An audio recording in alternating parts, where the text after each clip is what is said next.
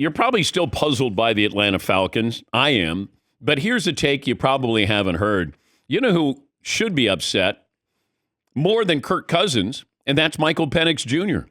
Because if I'm Michael Penix Jr., and I've been told, and my source said he's the most pro-ready quarterback, he's got to wait 3 years. If all goes well with Kirk Cousins, because it's not like you go, hey, Kirk, not working, we still have to pay you $100 million. So the philosophy there of we had to get him and we're building on the future. Okay. I get it when you draft somebody and you have them sit. Or, hey, we got our insurance policy right away. I like the Jalen Hurts draft pick because it was a second-round draft pick. Jordan Love, I wouldn't have taken him, but it has worked out because I would have still tried to reload one more time with Aaron Rodgers. There are quarterbacks that are taken, they sit, then they benefit. I get all of that.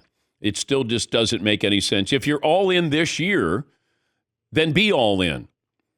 Like Rome Odunze, who goes to the Bears, the next pick, you could have taken him. Can you have enough explosive players? Wide receiver? I mean, if you're not going to take an edge rusher, and they should have traded down to take an edge rusher and maybe gotten a little bit more, but this is a division you're supposed to win.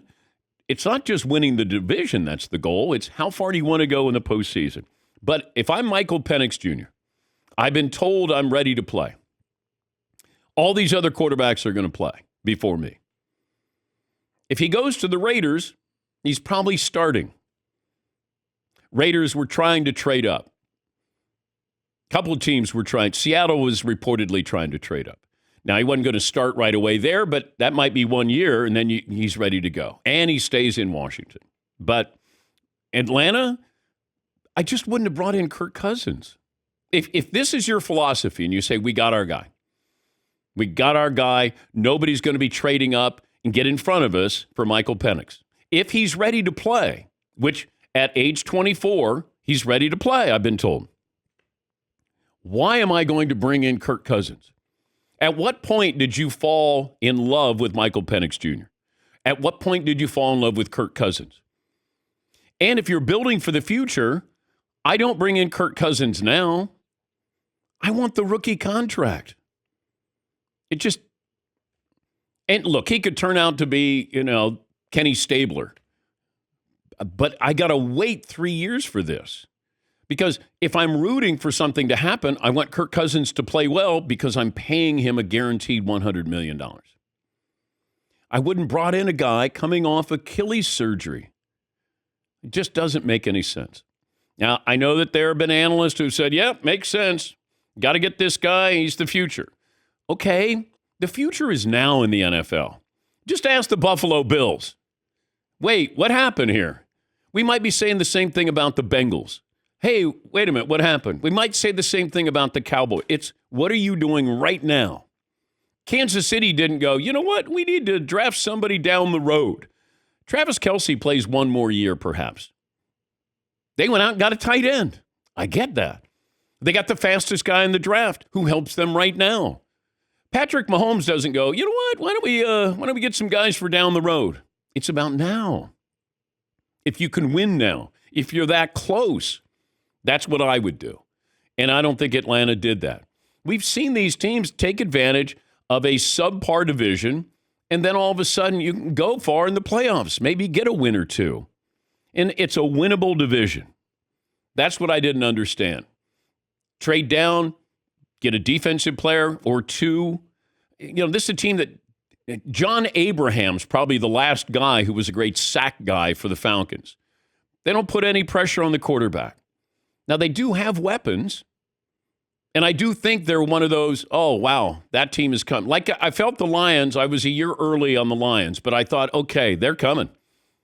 The Falcons feel like that. But, you missed the playoffs by a couple of games last year in Atlanta. You're always picking eighth. What is this, the fourth consecutive year you've picked eighth? Didn't understand the logic. Yes, Paulie. And Dan, the NFC South does not have a superstar quarterback you have to get past. Baker Mayfield, Derek Carr, and Bryce Young. That, like you said, it's more than winnable with Kirk Cousins, if Kirk Cousins plays average, he's the best quarterback in the division. Average for him. Yeah. Yes, Marv. In order for the Falcons GM to keep his job, do they have to win the division either this year or next year? Like to keep his job. I don't know what Arthur Blank would do. I don't know if – I mean, they just brought in Raheem Morris. I don't know if they go, man, you better win it this year. Well, the fact that they you're telling everybody you got to be patient with Michael Penix. I don't know if management can go, hey, we're not going to be patient. We're going to fire you. I think the fact that they had to explain to Arthur Blank what they were doing, sure, like, all right, I mean, I guess, but this better work. Oh, that would have been my reaction. Although if I'd have been an owner, I'd been like, wait a minute. Weren't you guys in love with Kirk Cousins? Weren't you the same guys who said, hey, after dinner, man, we got to go get him? What a great guy, team guy. I get it.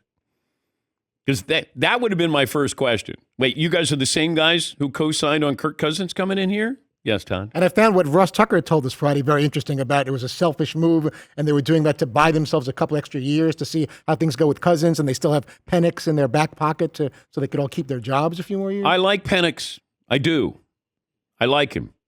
I wouldn't have taken him. It's not the player, it's the decision.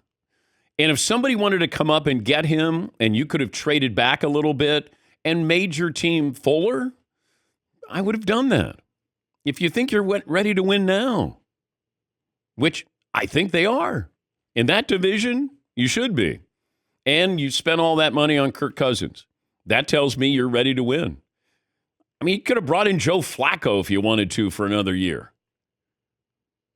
Yeah, Paul. You're right about Penix. In the moment, I wonder if he thought about Kirk Cousins. I know you're so excited to be drafted. All the families around you. You're becoming a millionaire. But I wonder if, like 3 minutes later, after he sits with his agent, he goes, "You know, I might have to sit for 2 years if all goes well." There's nothing you could do. You can't complain. You can't voice your opinion. Yeah, he can't go, you know what? I don't want to go to Atlanta. Right. Everybody wants to play. I'm sure, like when Phil Rivers was taken by the Chargers, I think he sat for 2 entire seasons. And he was a pretty high draft pick. And he was like a grown man. He was 22 years old. He sat for 2 years. I'm sure he hated it. It was great for his career, but in the moment, you must hate it.